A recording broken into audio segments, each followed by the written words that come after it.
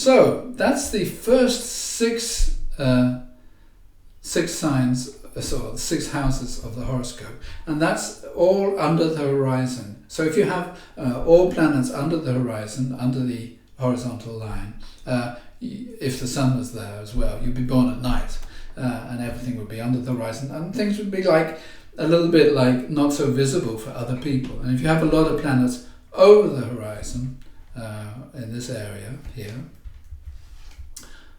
that's much more visible, and you have a more prominent life normally. People notice you, whereas you've got planets under the horizon here, people might not notice you so much.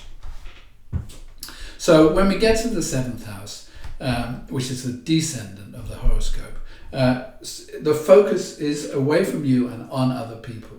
Some people say that planets in the 7th house are drives that you repress in yourself and evoke in other people, and that's true. But you also meet people that represent these planets. It's your challenge in life, you could say, to meet people that represent planets in the 7th house, so that you can become wiser about yourself. So anybody who comes into our lives would be the 7th house in a sense. But the people we live with constantly, our marriage partner or civil partner, they are very powerfully represented by the 7th house, the descendant, the sign on the descendant, and any planets that happen to be in the 7th house. But it's not just marriage, it can be a business partner, so if you're more into business, the 7th house, which just shows who do you make deals with, who do you make a contract with. And actually the 7th house is also to do with people who are opposed to you. It's the opposite side of the 1st house. So, people, it can be enemies in a battle. If you make a horoscope for a battle, your 7th house is going to be the enemy. But in marriage, it's your friend. And there's many people we could choose to illustrate planets in the 7th, but I thought we could look at Princess Diana, because she has a classic marry a prince horoscope, which you can see if you look at her 7th house, which is here. And as you can see, she's got the Sun and Mercury in the 7th house. Now if we just take the Sun show in the 7th, the Sun's in Cancer in the 7th house. The Sun shows a partner, or you're attracted to a partner who's got tremendous charisma. You want a partner who you can really respect and look up to. And Mercury shows that you want a partner you can talk with. Whether she got this or not is another question, but she certainly got a very famous person. That's Sun in the 7th. It's the desire to have a partner, and that partner might very well be famous. When we get to discuss aspects, we'll see that the Sun is actually trine Neptune, which is connected, which is a harmonious aspect, but it's very much connected with dreams and illusions. So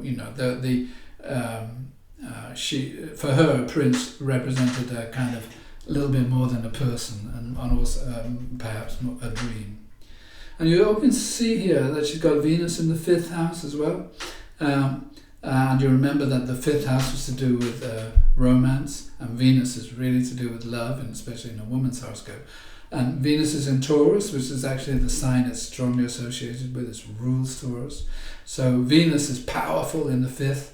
It shows the Queen of Hearts, or the Princess of Hearts. It really shows a romantic person. And of course, she wasn't just Prince Charles who played about. Princess Diana had several really important love affairs. 7th house, relationships, very important. Now, the 8th house is a little bit more, we're on shaky ground. You can say the 8th house is to do with intimacy. It's like on the right-hand side of the horoscope, and it's to do with other people, but now we're moving into a more emotional area. So in a sense, you can look at the 7th house as like if you go to a party and all the people you meet would be like the 7th house. But when they go home and you go with your partner into the bedroom, we're suddenly in the 8th house. Nobody's there. It's dark, and you can't hide anything here. So the 8th house exposes a lot of emotional issues, and therefore planets in the 8th house are connected with anxiety. In fact, they say that the 8th house is connected with sex, death, and taxes. It's the things that you're a little bit powerless with, in a sense. Just like the 2nd house is connected with money, the 8th house is also connected with money, but it's like other people's money. It's your partner's money, and it's the authorities' money. That's why taxes. But if you're a conscious kind of person, you've got planets in the 8th house, you might go into therapy, or you might want to learn therapy. There's skills involved and an interest in the emotional motivations, the secret motivations that other people have. So it's like you become really expert about things that other people might want to keep secret.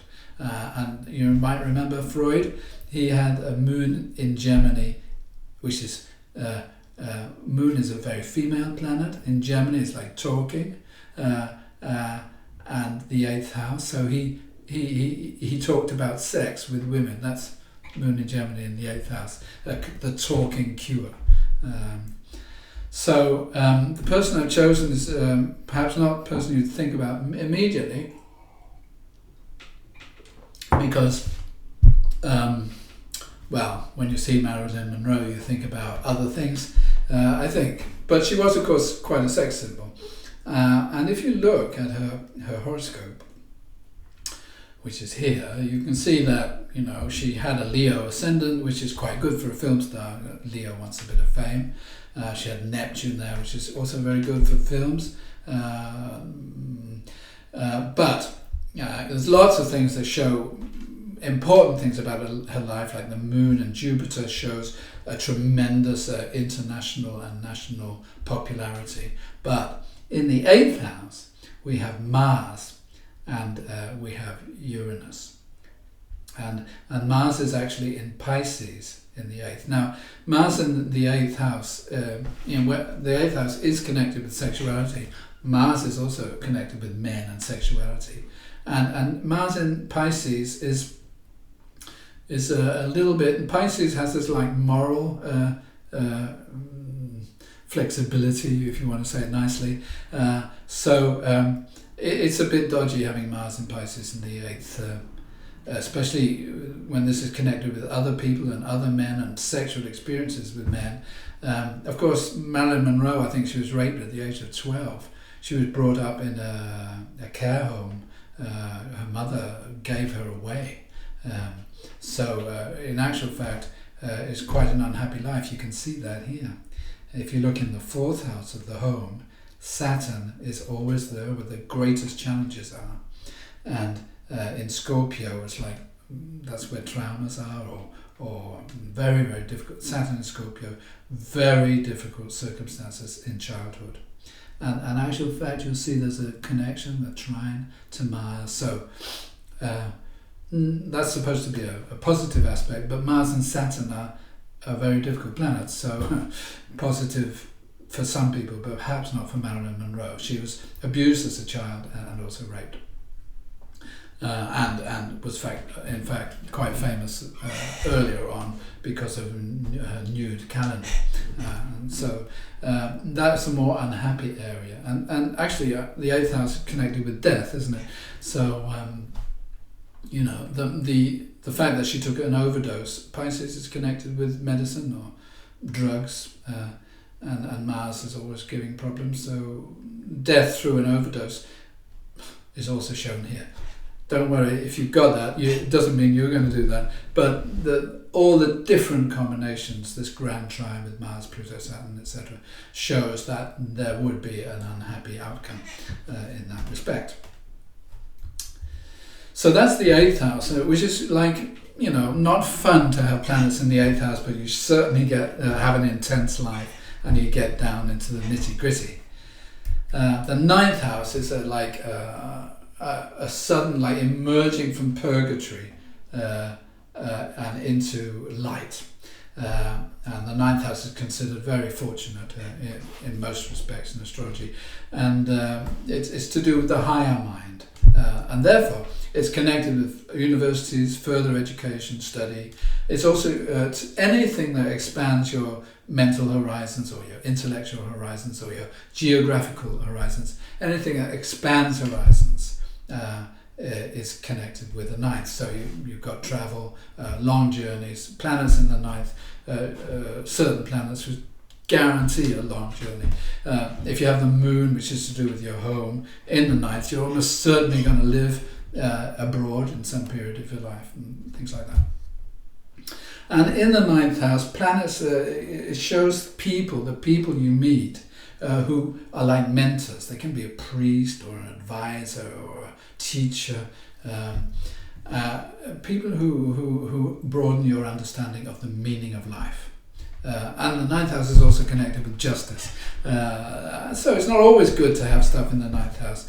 If you have a difficult planet like Saturn in the ninth house, you might find that if you went into the courts, for example, the judgment might go against you, not because you were wrong, but because of karma or something like that. So, but generally, ninth house, very beautiful house. And the person that really reflects this rather well, I think, is Albert Einstein. And here's his horoscope. And Einstein, he got a Cancer rising with the moon in Sagittarius, which is very interested in knowledge. Moon in Sagittarius wants to expand understanding. Sun in Pisces, famous Pisces. But in the ninth house, he's got Jupiter. Now, Jupiter is considered a perfect placement for Jupiter is in the ninth, because Jupiter is connected with gurus, and like to put it in the ninth house, it shows somebody who has a kind of access to higher knowledge. It's just streaming down in a sense. So it shows somebody with a lot of wisdom. And in this case, you can see that Jupiter is in Aquarius, in the sign of Aquarius, which is to do with innovative thinking. And so Jupiter in Aquarius is as a modern thinker, somebody who could come with revolutionary new ideas. In fact, you can see the revolutionary new ideas through this aspect. We'll look at aspects next time. But there's this aspect to Uranus. It's exactly opposite Uranus. And that combination, Jupiter-Uranus oppositions, they happen once every 13 years, so they're quite rare. And in this case, it shows his genius, simply. It's a genius, and he revolutionized our thinking. Yeah, so that's the ninth house.